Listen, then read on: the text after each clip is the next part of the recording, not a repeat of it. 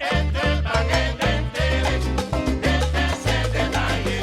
Si caliente está la cera, más caliente está la calle. Mira, llegó el son cubano. Hola mi gente and welcome back to the channel. This is Sean from We Are Investing, a channel that is dedicated in investing and personal finance. On today's video, I'm going to show you how to trade options on Webull. Now, Webull is a brokerage that is great, probably the best brokerage to use on your cell phone. And it is one of the best brokerages to use on your PC or your Mac or your tablet as well. It's not as good as Thinkorswim by TD Ameritrade, but it's pretty darn close. It's a great brokerage in my personal opinion. So the first step in order to trade options on any platform, Webull included, is you need to find what stock you want to be trading options on. Now, a great way to do that is by using the Webull screener. Now, this is only going to be available on the desktop application. You're not going to be able to do screening on your mobile device, but if you have Webull, you can quickly download the desktop version to get the screener. Now, this is all free. You don't have to pay for this software.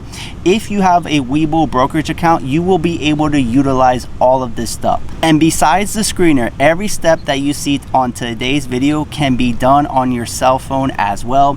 The process, the steps are the exact same. So to continue with step one, we need to find a stock. So let's use the screener to help us find a stock to trade options on. Now, the screener is on the left side of the screen and it's this icon here, and if you hover over it, you're going to see screener. Now, the screener that I have set up, and this is for swing trading and it also applies for trading options. The setup that I have is I want stocks with a market cap of over 5 billion, a share price of over $10 a share. I want the net change for the day to be at least -5%, and I want volume anywhere from 1 million, the higher the better. Now, if you run this screener, you're going to see a lot of well-known companies pop up today because it was a red day in the markets. Even though all the major indices, the S&P 500 and the NASDAQ and the Dow, did not drop by much, I think 2 out of 3 were actually green for the day because the large cap tech is holding down the fort, but everything else is selling off. And this could be a great time to add to your position or trade some options that are a little bit further out in the expiration date and make money. But that's neither here or there. That's not the purpose of this video. Let's find a stock to trade an option on. Now, if we go through this list, a company that I think has potential and might be worth buying some options is Palantir, ticker symbol PLTR. Today, it dropped 7.25% and the current share price is $22.89. Now that we have a stock identified that we would like to trade options on, we need to move on to step number 2, and that's to take a look at the options chain. Now, if you double click on the stock that you want to trade options on from the screener, you are going to get to the stocks page. And on here, you have chart at the top or options. You're going to want to select options to pull up the option chain for Palantir. So let's do that. Now that we have this screen up, let's run through some of the filters. You have single. If you double click on that or single click on that, you're going to get a lot of other options. You're going to want to stay with single option if you were a beginner. If you want to trade a vertical spread, then you would click vertical. If you want to do an iron butterfly, then you would click iron butterfly. But those are far more complicated. That it's just easy to do single option as a beginner, and this will get you exposure. The next filter that says all, this is the amount of strikes. These are the amount of options that are going to come up for the expiration date. If you have all selected, you will see all the possibilities that you have, and the further you go down, let's say you do 6, you're only going to see the 6 closest options to the money. Now, all is fine. The next is both calls or puts. If you want to buy calls, which is a bet that the stock is going to go up, then you would have call selected. If you just want to buy puts, then you would just have put selected, or you could have them both selected. You can then select regular, weeklies, or quarterlies. I have them all selected, so all of those options are going to pull up. Standard and non-standard, you're going to have both of those selected as well. Now, as we can see here, the first option chain that is expanded is the expiration date of July 9th, 2021. If you minimize that, you're going to see options change for many different expiration dates. Now, the expiration date is when the option expires, and if you're wrong on your bet by that day, you're going to lose all of the money that you put into an option. So I don't like trading options that are going to be expiring very soon, because you're also going to lose money on time decay, because options is not just betting on if the stock is going to go up or down, you're also putting a timeline to your bet. So the further you put that timeline out, the better it is for you, but you're going to be paying more for the option. But I'd rather pay more for less risk than pay less now and lose it all if I am not correct on the time. So if we look at these expiration dates, let's pick one that's going to expire at the beginning of next year. So that's going to be January 21st, 2022. Now, if you click on that, you're going to see all of the options, all of the call options available for Palantir, because I think Palantir is going to go up in share price. And it's going to start you with the first option that is furthest out in the money, the $65 strike price. Now, I don't recommend buying options that are so far out of the money. You're going to want to try to find something as close to in the money or deep in the money if you can afford it. That is how I like to trade options when I'm bullish on a stock long term. So let's scroll down and try to find something that's a little bit closer to the money. The stock right now is trading at $22.89. So $22 strike would be in the money, and I would pay $4.10. So the stock would need to be $26.10 by January 21st, 2022 for me to make money on this trade. If I go to the $20 strike, the stock would need to be $25.15. If I go to the $19 strike, the stock would need to be $24.65. Now, when you take a look at this chain, and let's say that we want to buy the $20 strike that expires on January 21st, 2022, you have the bid and the ask. That is the difference between what buyers are willing to pay and what sellers are willing to give this contract up for. It's a 5-cent spread, so it's very close, and that's good. The last was $5.20. That is just showing you what the last contract was bought for this strike price.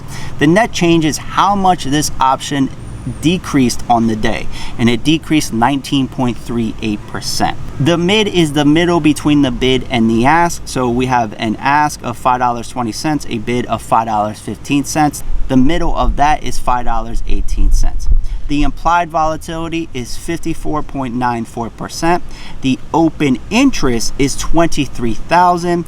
Delta is 0.70. What delta is implying is that for every $1 change in the stock price, up or down, that is how much the premiums of this option are going to change. So let's say tomorrow Palantir goes up to $23.89, then you are going to get an increase of 70 cents on the premium, which would increase the bid to $5.75. Gamma is just the change in delta. You don't have to worry about that too much.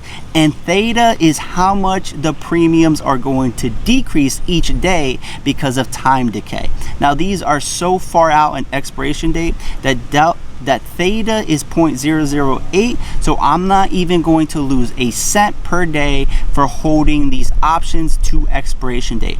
As we get closer and closer to expiration date, meaning that we get closer to January 21st, theta is going to increase. And if I am out of the money in this call option, then I'm going to lose money each day in the premiums, because the likelihood of me being right decreases as we get closer and closer, depending on what the implied volatility is. Now, let's say that there was something that was not listed in the standard settings that you want to include. There are more factors when it comes to options that we can take a look at.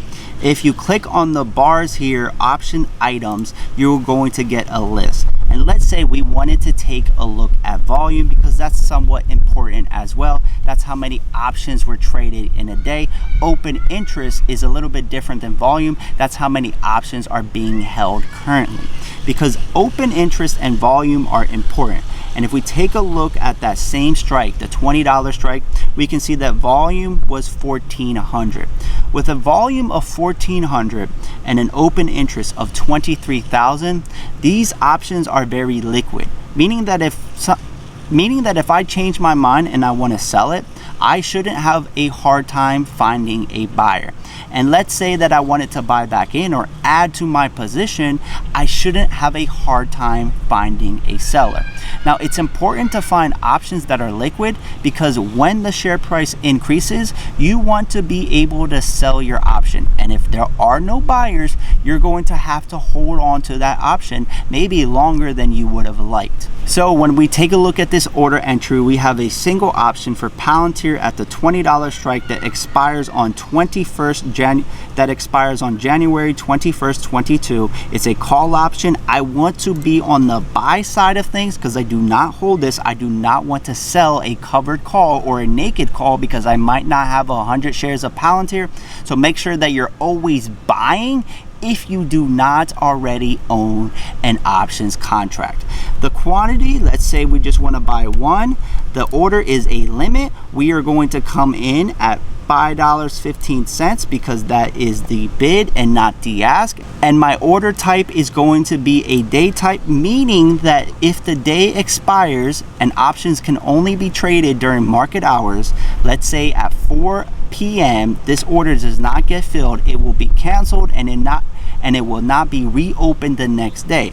If I select good till cancel, that means that the order will stop at 4 p.m. because options cannot be traded in extended hours, and then tomorrow at market open, this order will reopen and it will look to get filled on the next, and it will look to get filled on that day.